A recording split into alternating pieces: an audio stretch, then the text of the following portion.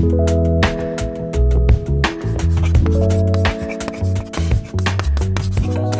two, three. 1, 2, 3. Hey, everybody. Welcome back to Chalkboard History. Today, we have a very special guest. Alexis is joining us from the Nashville area. And I asked Alexis to join us really for a couple of reasons. Some of us who worked on the Fuller story a few years ago had some conversations earlier this year about maybe having some component of Juneteenth at Carnton. It was a little late. It didn't work out. We may do something in the future because Juneteenth, I don't think, should just be at one place. And I had this like crazy mad scientist idea that why can't we commemorate Juneteenth at a place where slavery existed, as taboo as that sounds.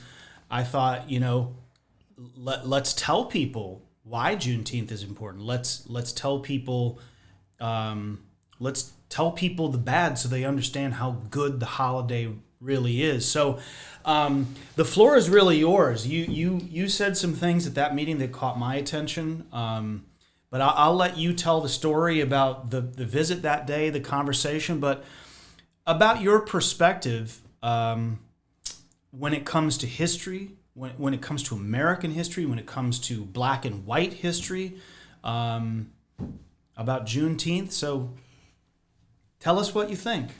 I want to hear you. I said your voice is important, and here's your chance. All right. Well, my name is Alexis Perry. I am from Nashville, Tennessee, born and raised. So my whole life I've grown up here in the South. And that meeting that day came at a time where we were normally be planning our Juneteenth events for Franklin, because that's what I've done and helped with for the last several years with our group in Franklin. And just to be clear, you were part of the big Juneteenth events that were held in the town square. Yes. So that would have been probably it was 2022 and 2023? Right. And so big events with the gala and the festival, happening in the same weekends, and just having that come together with the community and having people from all different walks of Franklin. The importance of why I was in the square, the first black organization in the history of the city to do that, right. To shut down the square for a day, to have an event for the community, free for the community, to come out and celebrate something as important as Juneteenth.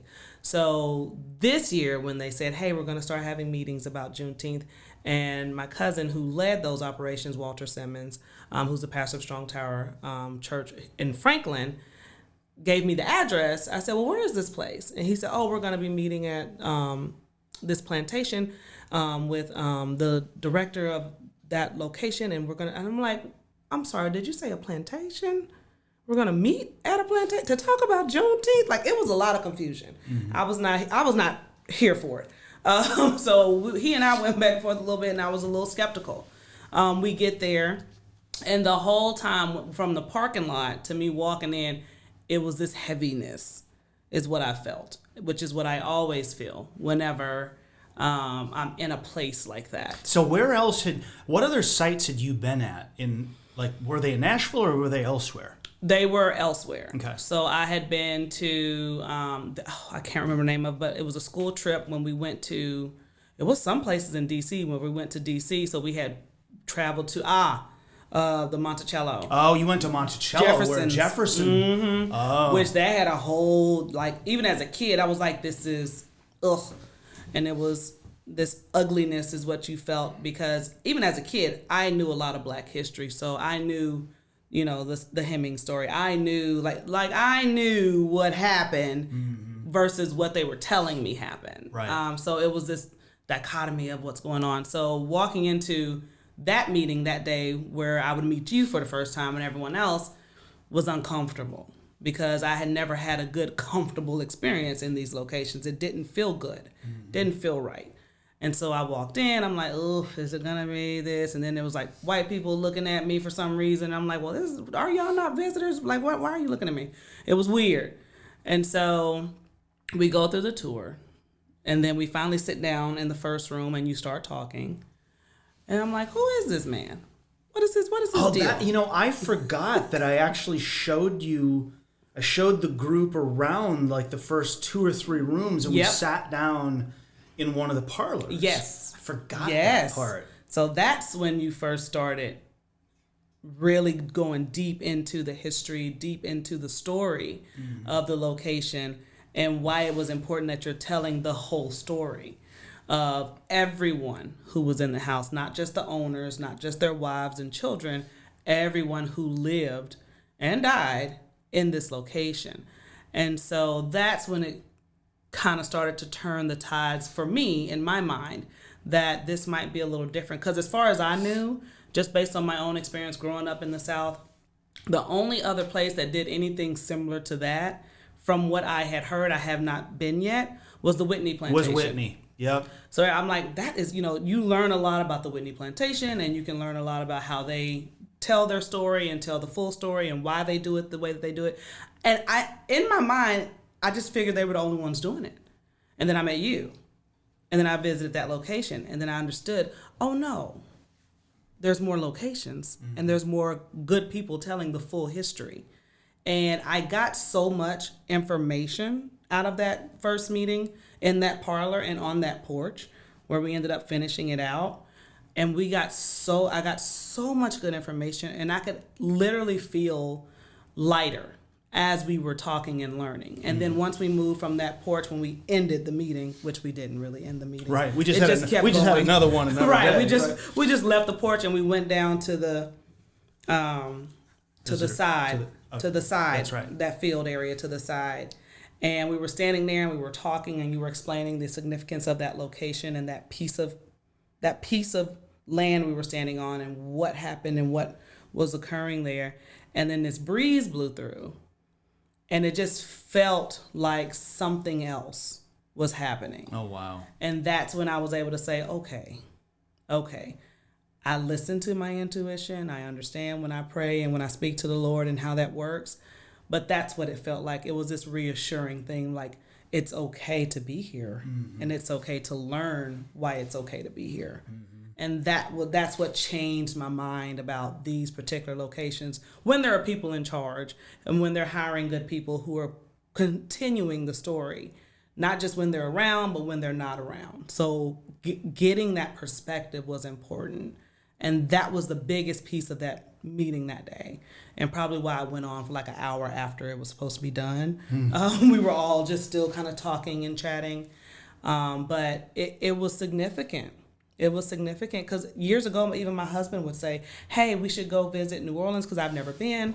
And I said, we should. He's like, oh, because he's a history buff. And he was like, oh, I want to visit this. So I'm like, I'm not going to see no plantations. I'm going to find, the long drinks and walk around Bourbon Street. Like, what are we doing? And he's like, no, I want to go. And that's how I learned about the Whitney Plantation, because he wanted to take the girls. I'm like, oh, take my children to a plantation. It sounds crazy. But the perspective is different. Yeah. My perspective has changed. Now I understand it. Like what he could see that I couldn't see back then is what I'm seeing now. I'm like, now that I know there are people at the helm who are honestly trying to do what's right with the history and tell the full story, it's worth doing. It's worth understanding, learning, and going, and teaching that.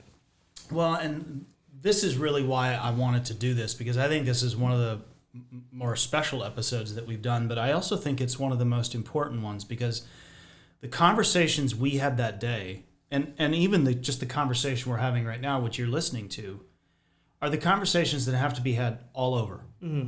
And there has been almost a seismic shift in how premier historic sites that are antebellum, that are presidential, and that are Civil War based have changed. The National Park Service put slavery front and center in their interpretation in the late 1990s, and you would have thought that they said Santa Claus wasn't real, because a certain group of people just lost their minds. Right. But the National Park Service did not back off that. Right. And then you saw sites like Monticello, Mount Vernon, Montpelier, where Madison lived, changed. The Civil Rights Museum in Memphis has done groundbreaking work. You have the National Museum for African American History in D.C. You now have the new museum in Alabama, which talks about the horrible history of lynchings in America, but also, frankly, goes all the way back to the slave trade. Right. And then you see historic sites like, look at locally, Well, the Hermitage is slavery and Indian removal. What we're doing at Carter House Carnton, and we're at Ripavilla, there's a huge shift. Right. I remember years ago reading about how school children in Montgomery, Alabama, would go to the first Confederate White House. Well, if you think about the racial demographics of Montgomery, it was probably 50% white, 50% black, 50% white. Well, when you take kids to the first White House of the Confederacy, and then you hear about how great Jefferson Davis was, or how, Alabama had its right, and it's just, sometimes I think that people, we talked about this before we came in, they may not be prejudiced, but then they do prejudiced, racist sounding things. I mean, you cannot tell children, especially children who are not white, that this guy is some sort of hero. And I know some people probably listening are like, well, there goes Jacobson again being woke. And what did I say? Yeah, we're wide awake, right? Yeah. Because what Jefferson Davis was standing for, he's not up on the board, but it's not what he's standing for. I mean, those are two different things. Frederick Douglass may have had disagreements with Lincoln, but he knew that Jefferson Davis was wrong. Right.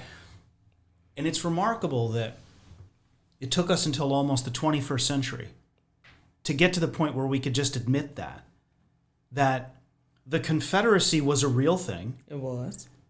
But the Confederacy did not represent the entire South. I don't know if I said it at the meeting. My staff has heard me say this. The South didn't lose the Civil War. The Confederacy did. Right. I mean, gosh, half the South was black. Right. And there were plenty of white people in the South who didn't think the Confederacy was a good idea, especially like East Tennessee. Right. And, northwestern Arkansas. I mean, there were white Unionists all over.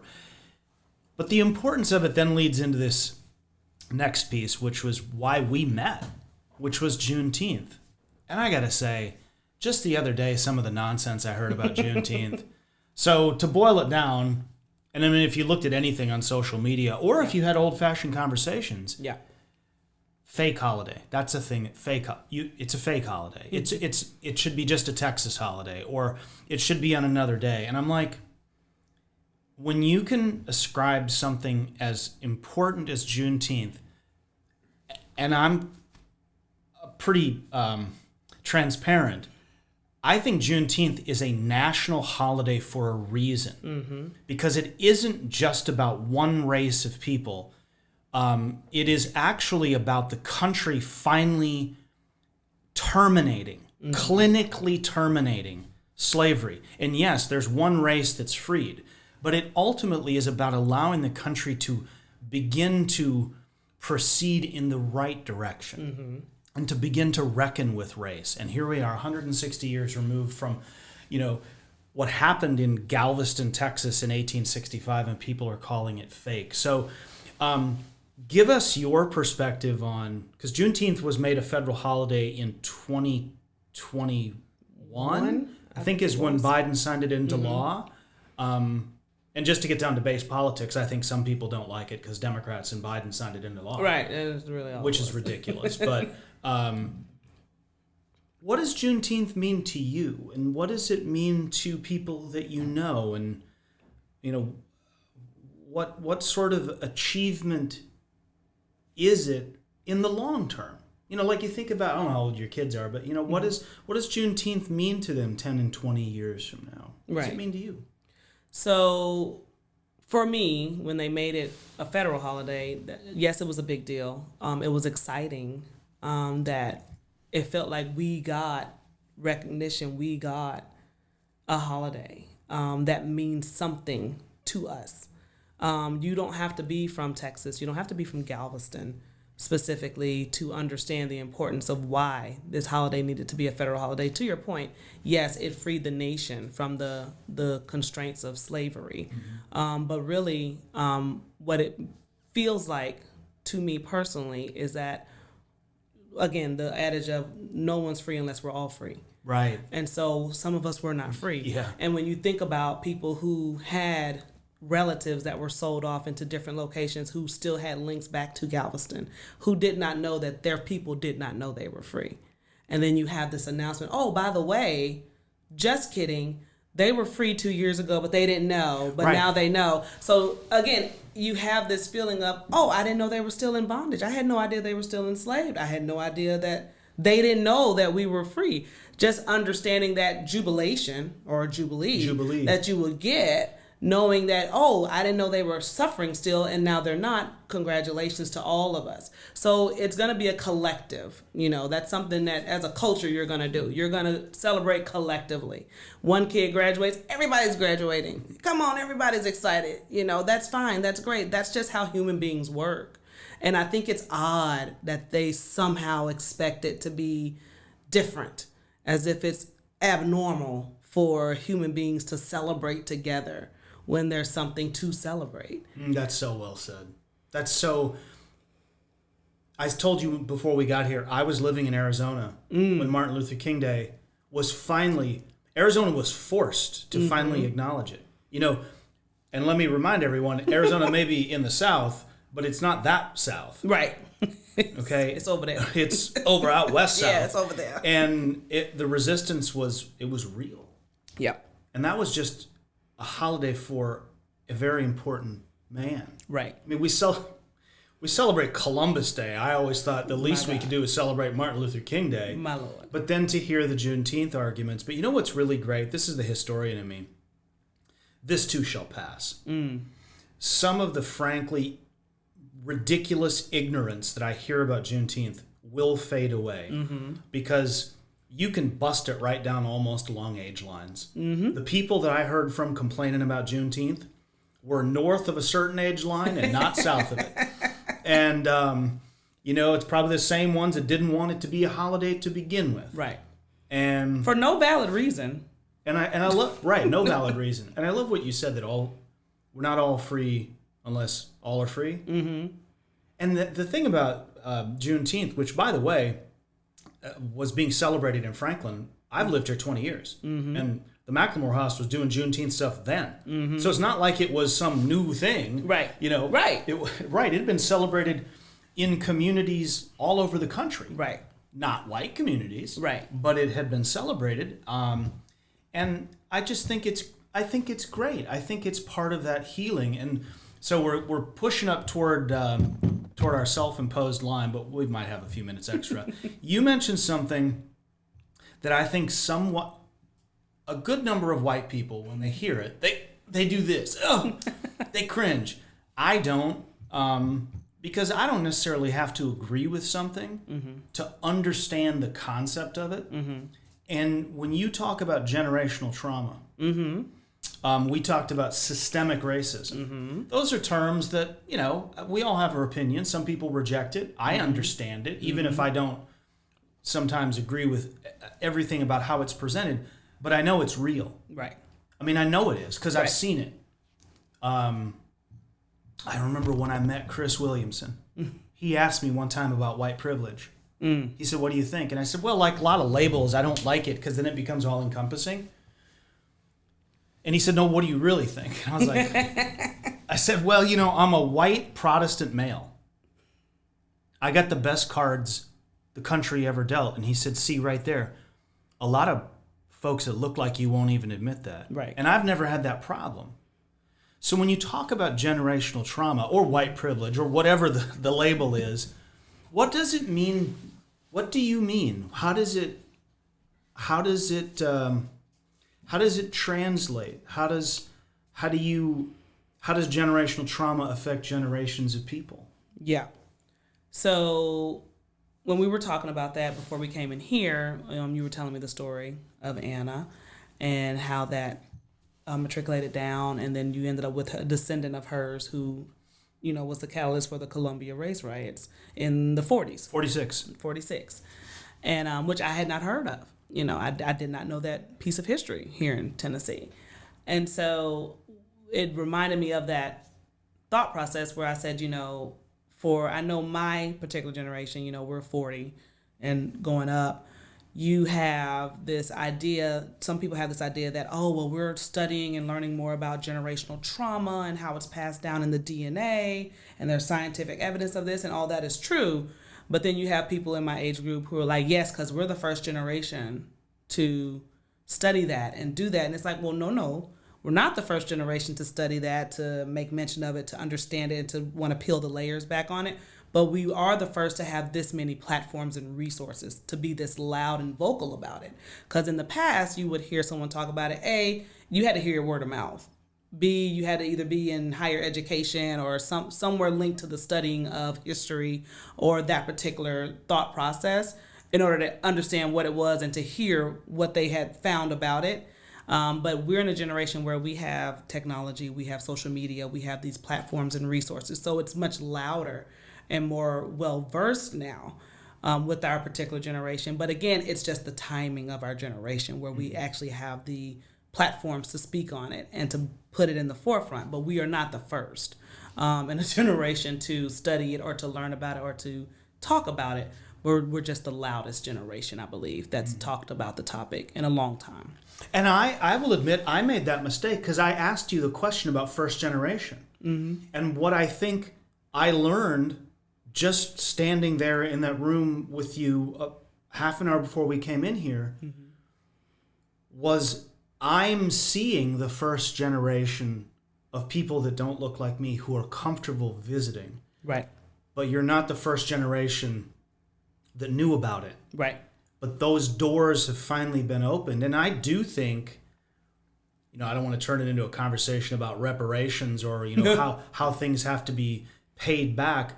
But my staff and my board and anybody who's listened to me has said that I believe that people like myself, and not just because of how I look, but because of my position, it is incumbent.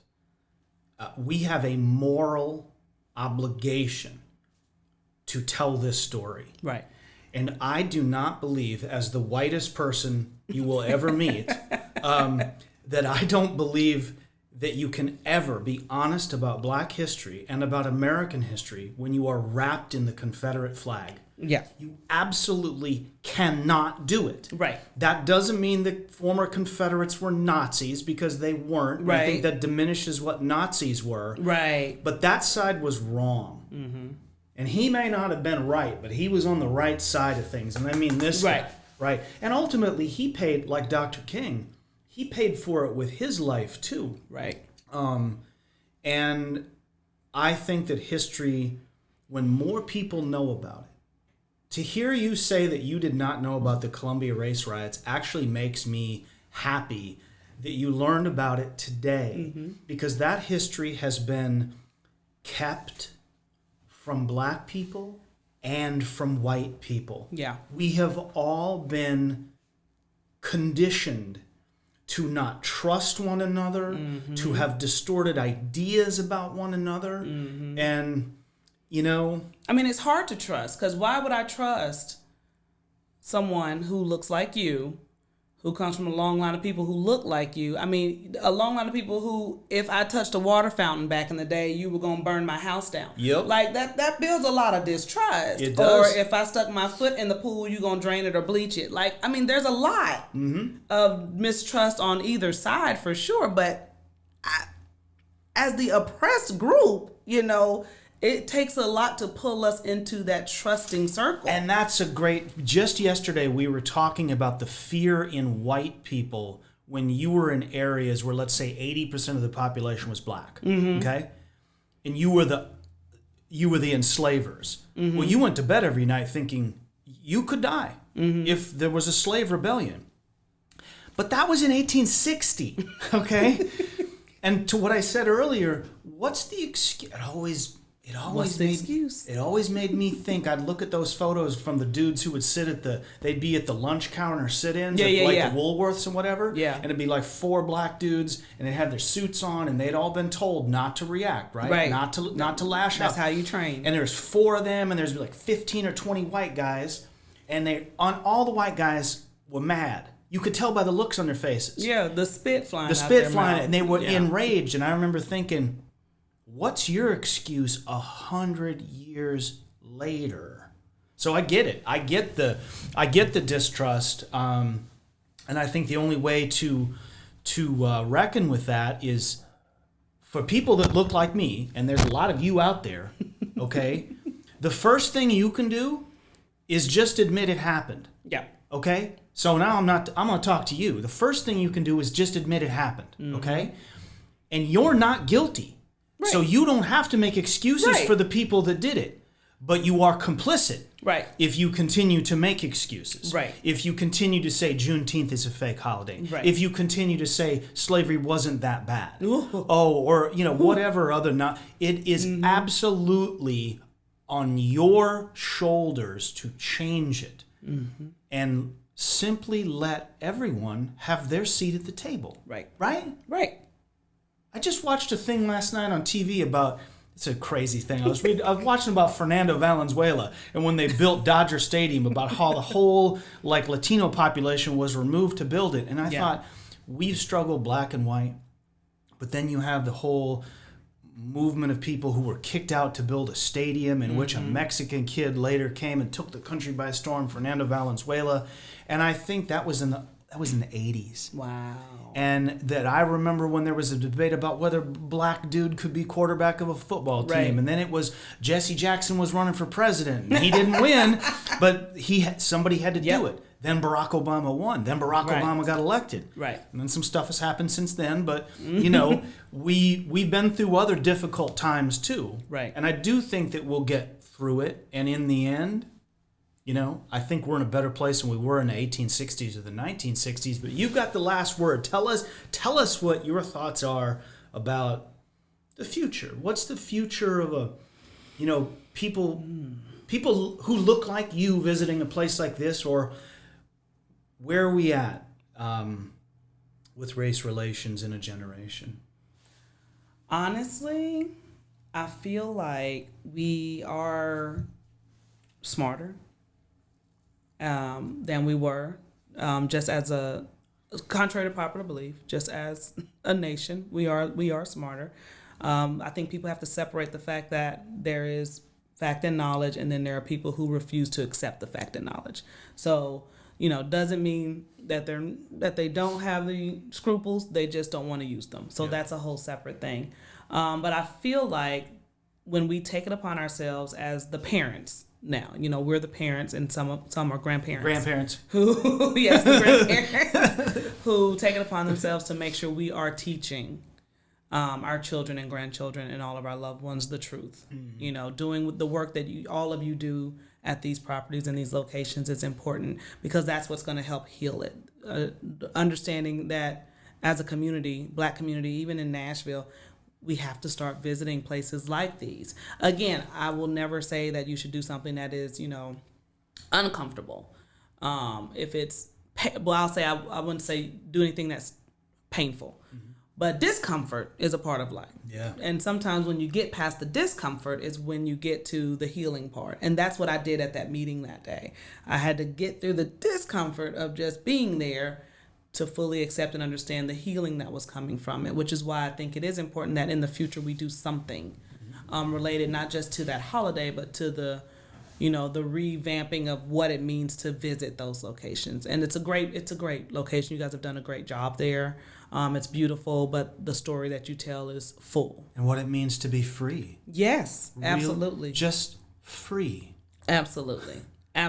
It's important. And you start with that, you have to start with equality, freedom. Right. And what that really means, the definition of it, Right. What is equity? Right. And how does that look? And I think the more we start teaching that and making sure that our kids know it's okay. Yeah. That's when we start that healing process for this next generation to be better than we were. Yep.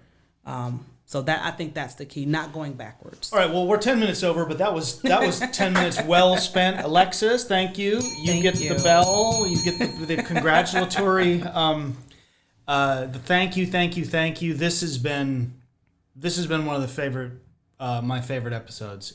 We should do this again, because these conversations have to happen in your neighborhoods, in your homes, across the country, and we should demand better of our national leadership. Yes. We should demand better of our coworkers, our friends, our families. Yes. Because it is just about basic human dignity and fairness. Absolutely. We don't have to agree, but we can be fair, and we can be honest. Right. And that's that's a big part of this too, is being honest about what Right. happened in the past. Absolutely. All right, thank you, Alexis. Thank you. Thanks. Oh, that was fantastic. That was We got it. That was All right.